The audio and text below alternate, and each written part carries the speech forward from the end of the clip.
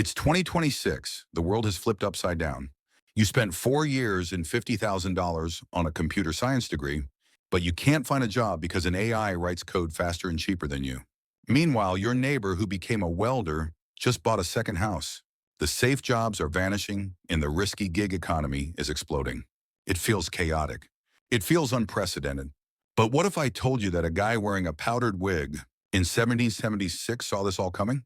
This is Adam Smith, the father of economics. And in chapter 10 of his famous book, he laid out a cheat sheet for the 2026 economy. Today, we're going to use his 300-year-old brain to figure out why your salary is changing, why AI is a trap for some, and a goldmine for others, and how you can survive the shift. This is The Wealth of Nations in the Age of AI. Part 1, The Revenge of the Blue Collar. Smith had a theory. He said that wages aren't just about how smart you are. They depend on 5 things. One of them is the cost of learning. Historically, doctors and lawyers earned more because their education was expensive and hard. But in 2026, AI has hacked the cost of learning.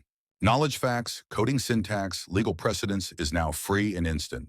AI creates it for pennies. Smith predicted that when a trade becomes easier to learn, wages go down.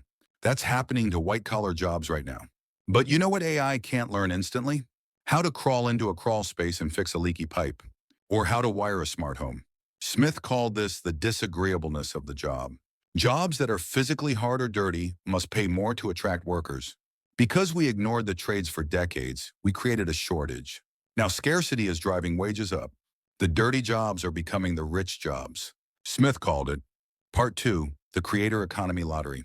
Now let's talk about the dream job of 2026, the creator. Being a YouTuber or an influencer. Smith talked about this too. He called it the probability of success. Smith compared professions like law to a lottery. Most people buy a ticket, meaning they study hard, but only a few win big. In 2026, the creator economy is the biggest lottery on earth. We see the viral stars earning millions and think, I can do that.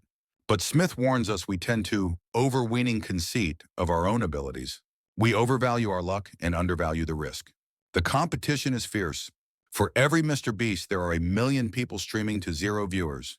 Smith also noted that jobs with high public admiration often pay less in actual money for the average worker because the fame is part of the payment. Sound familiar?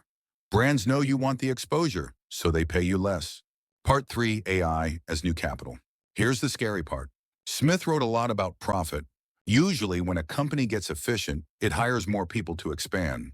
But AI is a different kind of stock or capital. In 2026, companies are using AI to boost productivity, but they aren't hiring more people. They're hiring fewer. The profit goes to the owners of the AI, not the workers.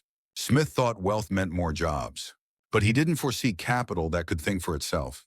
We are seeing a white-collar recession, where companies grow rich, but middle-class office jobs shrink. Part 4, the trust premium. So is it hopeless? No.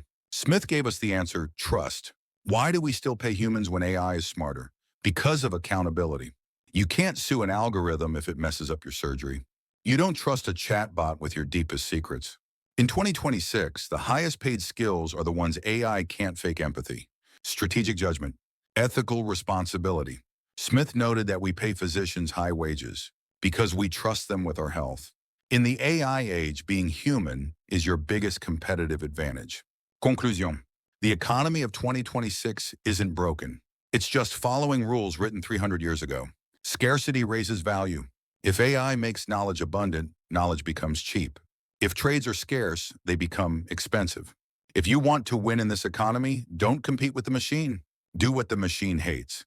Get your hands dirty, build real trust, or take the big risks. Adam Smith would have told you the same thing.